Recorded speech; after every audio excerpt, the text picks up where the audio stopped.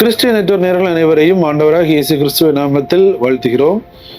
ஒரு மிக முக்கியமான செய்தி, ஈரானில் கிறிஸ்தவ தேவாலயங்களை குறிவைத்து அங்குள்ள அந்த தீவிரவாத அரசாங்கம் அடக்குமுறைகளில் ஈடுபட்டு கொண்டு வருகிறார்கள். ஒரு மிக முக்கியமான வரலாற்று சிறப்புமிக்க கிறிஸ்தவ தேவாலயத்தை இடித்து விட்டார்கள். மேலும் தலைநகரில் இருக்கின்ற ஒரு தேவாலயத்தை அவர்கள் குறிவைத்து அவங்கள கிறிஸ்தவர்களை மிரட்டி உள்ளார்கள். அதாவது மிக கடுமையாக மிரட்டி உள்ளார்கள். 2 வாரங்களில் நீங்கள் வெளியேற வேண்டும் என்ற ஒரு மிரட்டலை வெளியிட்டுள்ளார்கள். அது மட்டுமல்லாமல் பல்வேறு கிறிஸ்தவர்களையும் கைது செய்வதற்கான வேலைகளில் அவர்கள் இறங்கி உள்ளார்கள். கிறிஸ்தவர்கள் போல் நடித்து அங்கு அண்டர் கிரவுண்ட் சர்ச்சஸில் செயல்பட்டு வரும் அந்த இடங்களில் சென்று பல தகவல்களை சேகரித்து அங்கும் அடக்குமுறையில் அவர்கள் ஈடுபட்டு கொண்டு வருகிறார்கள். அங்கு அநேக மசூதிகள் மூடப்பட்டு விட்டது. இதனை அங்குள்ள அரசாங்கமே அறிவித்துள்ளது. அந்த செய்திகளையும் இந்த வீடியோவில் நம்ம பார்க்க இருக்கிறோம். கிறிஸ்தவத்தின் வளர்ச்சி, கிறிஸ்தவத்தின் சேவைகளை பொறுக்க முடியாத அந்த தீவிரவாத அரசாங்கம் கிறிஸ்தவர்களுக்கு எதிரான பல்வேறு அடக்குமுறைகளில் ஈடுபட்டு வருகிறார்கள். எவ்வளவு நீங்கள் எங்களை அடக்குமுறைக்கு உட்படுத்தினாலும் நாங்கள் தேவனுக்காக நிற்போம். அங்கு தேவாலயம் கட்டிடம் இருந்தாலும் இல்லாவிட்டாலும் நாங்கள் வைராக்கியமாக நிற்போம் என்று அங்குள்ள மக்கள் துணிச்சலாக நிற்கிறார்கள். இதனை பற்றிய பல்வேறு தகவல்கள் வெளியாகி கொண்டே வருகிறது. இவை எல்லாவற்றையும் இந்த வீடியோவில் மிக தெளிவாக நாம் பார்க்க இருக்கிறோம். இந்த வீடியோவை பார்க்கின்ற மக்கள் கண்டிப்பாக இந்த வீடியோவை ஒரு ஜெப குறிப்பிற்காக உங்கள் நண்பர்களுக்கும் பகிர்ந்து கொள்ள வேண்டும். வாங்க வீடியோக்குள்ள போலாம்.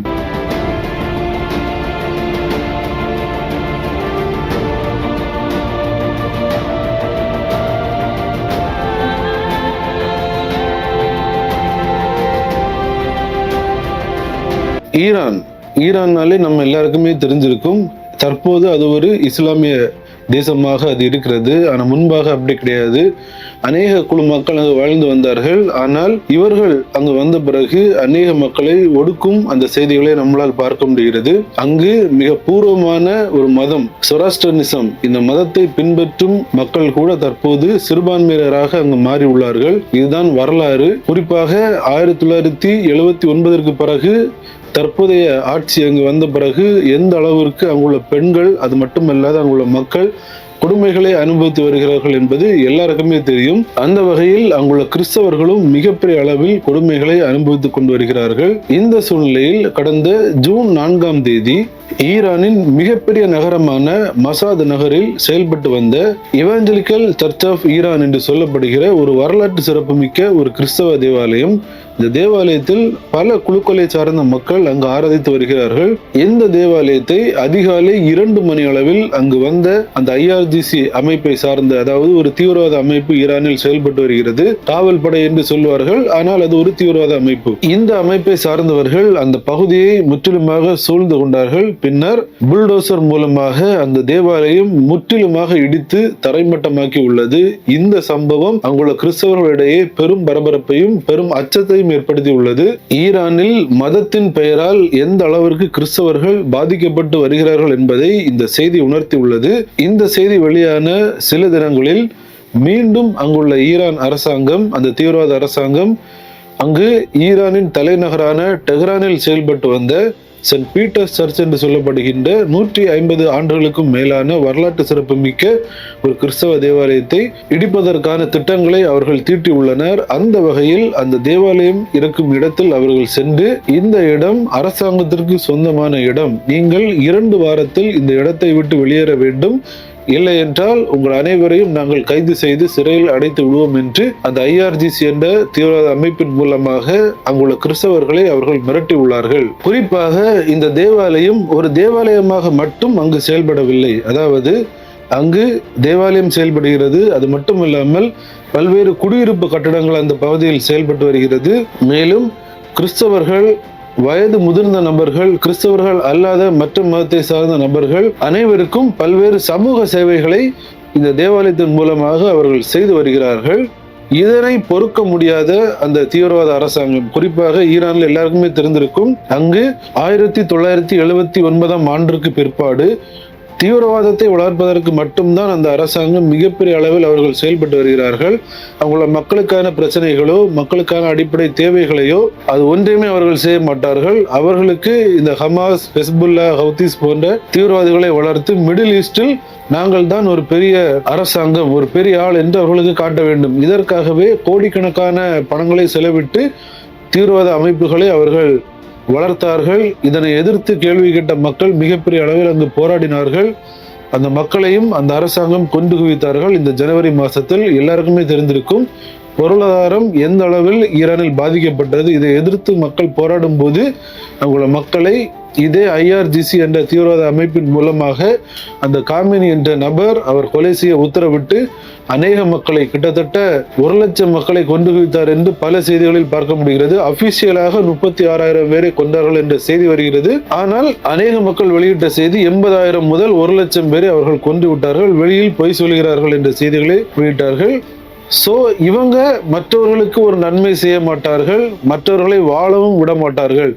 ஆனால் இப்படிப்பட்ட கிறிஸ்தவ அமைப்புகள் அங்கு வந்து அநேக சேவைகள், அநேக பொது சேவைகள் கிறிஸ்தவர்களுக்கு மட்டுமல்ல கிறிஸ்தவர்கள் அல்லாத மக்களுக்கும் அவர்கள் அந்த சேவைகளை செய்யும் போது நானும் வாழ மாட்டேன், உங்களையும் வாழ விட மாட்டேன் என்றிருக்கிற இந்த அரசாங்கத்தால் அதை பொறுத்து கொள்ள முடியாது. உடனடியாக இந்த கிறிஸ்தவ தேவாலயங்களுக்கு எதிராக பல்வேறு விஷயங்களை அவர்கள் செய்கிறார்கள், பல்வேறு காரியங்களை முன்னெடுக்கிறார்கள். கிறிஸ்தவ தேவாலயங்களை இடிப்பதற்கான வேலையில் அவர்கள் தற்போது இறங்கி கொண்டு வருகிறார்கள்.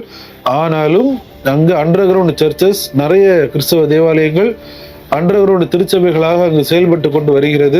அந்த அண்டர் கிரவுண்ட் திருச்சபைகளோடு தொடர்பில் இருக்கக்கூடிய ஹார்ட் ஃபார் ஈரான் என்று சொல்லப்படுகின்ற ஒரு கிறிஸ்தவ ஊழியம், இதனை சார்ந்த எட்வின் என்று சொல்லப்படுகின்ற ஒரு தேவ மனிதர், அவர் சமீபத்தில் ஒரு பேட்டி ஒன்றை கொடுத்துள்ளார்.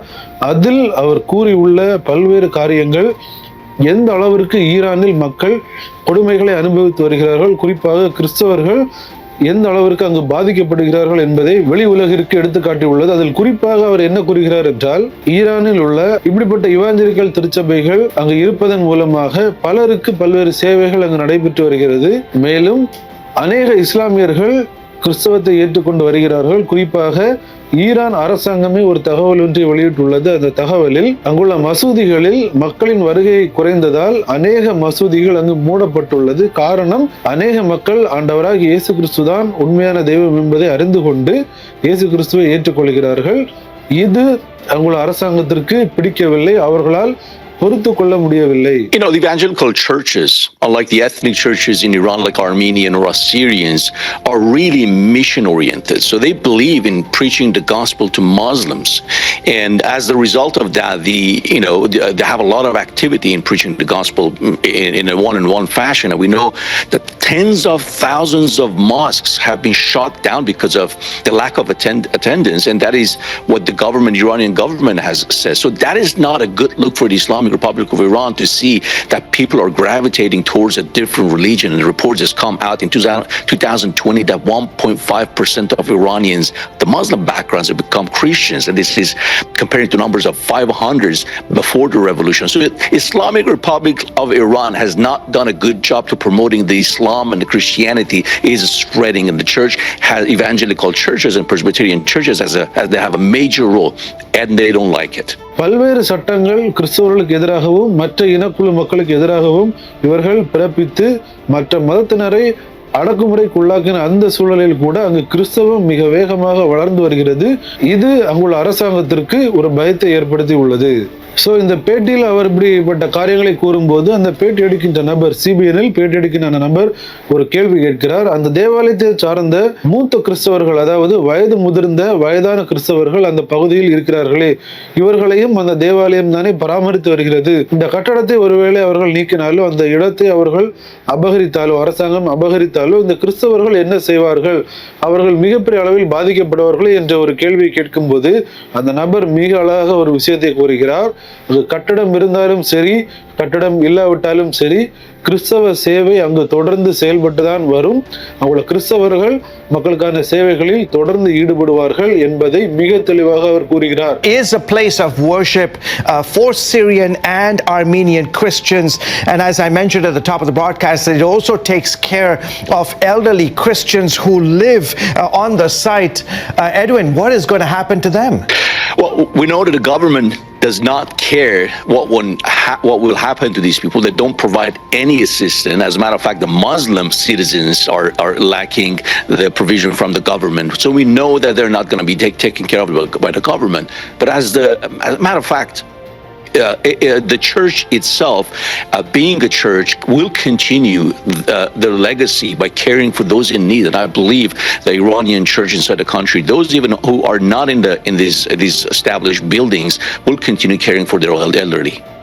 இதன் மூலமாகவே நம்மளால் புரிந்து கொள்ள முடிகிறது, அங்கு தேவாலயம் மட்டும் செயல்பட்டு வரவில்லை, அநேக பொது சேவைகள். நம்ம கூட நம்முடைய சேனல் அநேக வீடியோஸ் பார்த்துருந்தோம். அந்த ஜனவரி மாதத்தில் அநேக மக்கள் ப்ரொடெஸ்ட் பண்ணாங்க. அந்த மக்களை அங்குள்ள IRGC கொண்டு குவித்த போதிலும் அங்கு அநேக காயப்பட்ட மக்களை அங்குள்ள கிறிஸ்தவர்கள் தங்களின் வீடுகளில் வைத்தே அவர்கள் மருத்துவம் பார்த்தார்கள் என்ற செய்திகளையும் பார்க்க முடிந்தது. அநேக அண்டர் கிரவுண்ட் திருச்சபைகளில் இருந்து பல்வேறு செய்திகளும் பல்வேறு சாட்சிகளும் வெளியாகி இருந்தது.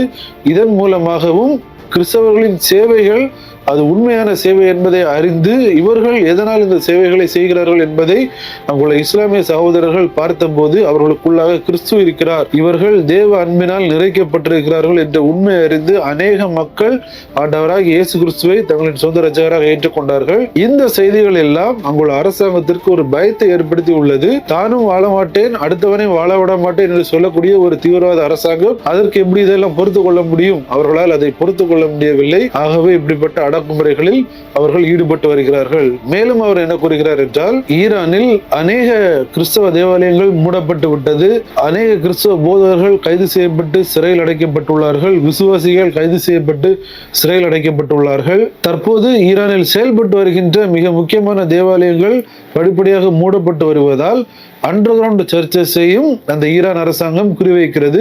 குறிப்பாக இவர்கள் அவர்களின் ஏஜென்ட்டுகள், அவர்களின் முகவர்களை கிறிஸ்தவர்கள் போல் நடிக்க வைத்து எங்கு திருச்சபைகள் இருக்கிறது என்பதை கண்டுபிடித்து அங்கு சென்று ஆராதனையில் கலந்து கொள்வது போன்று அவர்கள் கலந்து கொண்டு விட்டு அங்குள்ள இன்ஃபர்மேஷன் எல்லாவற்றையும் எடுத்து அதனை அரசாங்கத்திடம் கொடுத்து அங்குள்ள மக்களை கைது செய்கிறார்கள் என்ற ஒரு விஷயத்தையும் அவர் கூறுகிறார். எந்த அளவிற்கு கேவலமான ஒரு செயலில் அங்குள்ள அந்த தீவிரவாத அரசாங்கம் இயங்கிக் கொண்டிருக்கிறது என்பதை நம்மளால் புரிந்து கொள்ள முடிகிறது. கிறிஸ்தவத்தின் வளர்ச்சி அங்குள்ள ஈரான் அரசாங்கத்தை அதிர வைக்கிறது என்பதையும் நம்மளால் இந்த செய்திகள் மூலமாக புரிந்து கொள்ள முடிகிறது. This has been a systematic persecution continuing from the early years of revolution to these days.